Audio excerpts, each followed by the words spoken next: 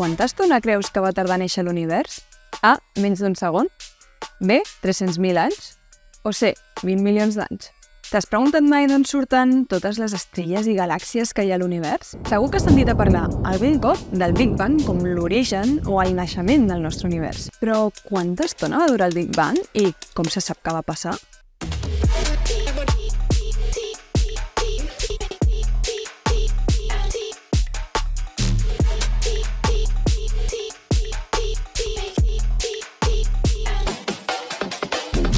Hola, soc l'Helena Àries, tripulant d'Hipatia 2, i avui, al Supercampus, us explicaré què va ser el Big Bang i com es va originar l'univers que coneixem.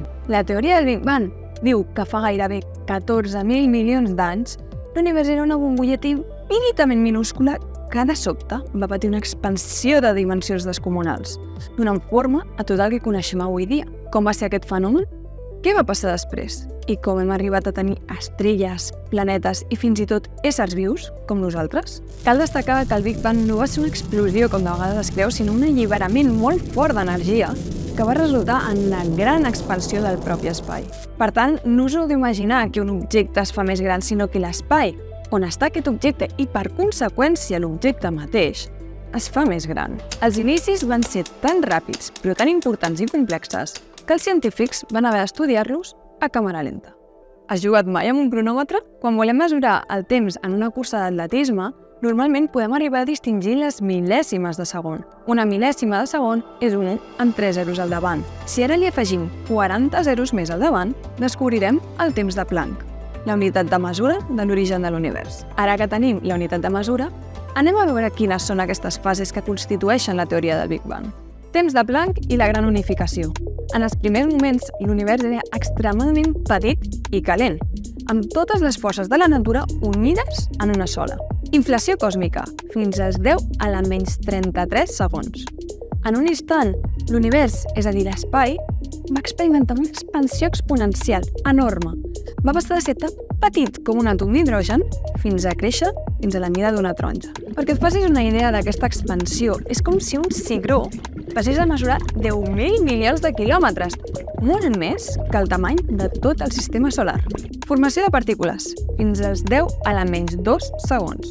Després de la inflació, l'univers es va començar a refredar, permetent la formació de les primeres partícules bàsiques. Cada partícula tenia la seva antipartícula i s'aniquilaven mútuament. Quan aquestes partícules es van acabar d'autodestruir, només van sobreviure uns pocs protons i neutrons. Nucleosíntesi, des del primer segon fins als 3 minuts. Al cap de 3 minuts, les condicions eren adequades perquè els protons i els neutrons es combinessin i formessin partícules més grans. Els primers nuclis d'hidrogen i heli. Recombinació.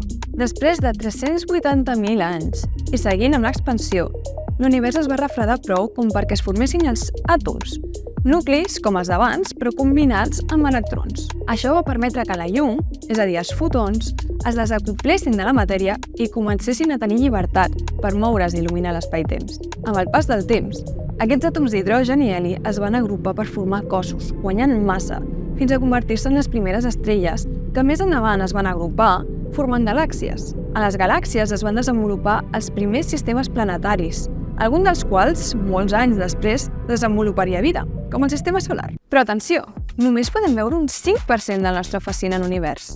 El 95% restant el constitueixen una energia i matèria fosca de naturaleses desconegudes que els científics encara no han pogut desxifrar. Aquesta energia fosca podria ser la causant de que l'univers continuï expandint-se. Ara ja saps la teoria del Big Bang, però tot això està confirmat? Com se sap que va passar?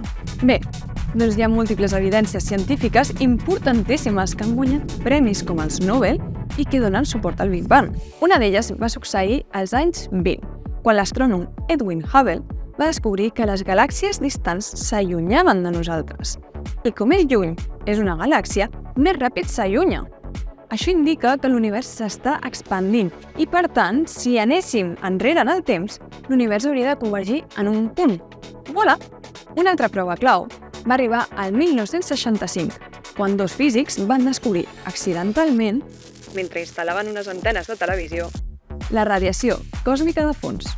Aquesta radiació, en forma de microones, era molt tènue i omplia l'univers de forma homogènia. Seria un romanent del Big Bang, perquè té exactament la mateixa temperatura que la prevista pel model matemàtic. Sí, el moment en què la llum té llibertat per primer cop. Tot quadra, Però bé, no ens despistem. Tornem a la pregunta que hem fet al principi. Quan va tardar en néixer l'univers, el Big Bang? La resposta correcta és la A, menys d'un segon. Com heu pogut veure, l'univers és un lloc fascinant, ple de misteris i meravelles. Cada vegada que mirem cap al cel, penseu que som part d'aquesta increïble història que va començar pràcticament del no res.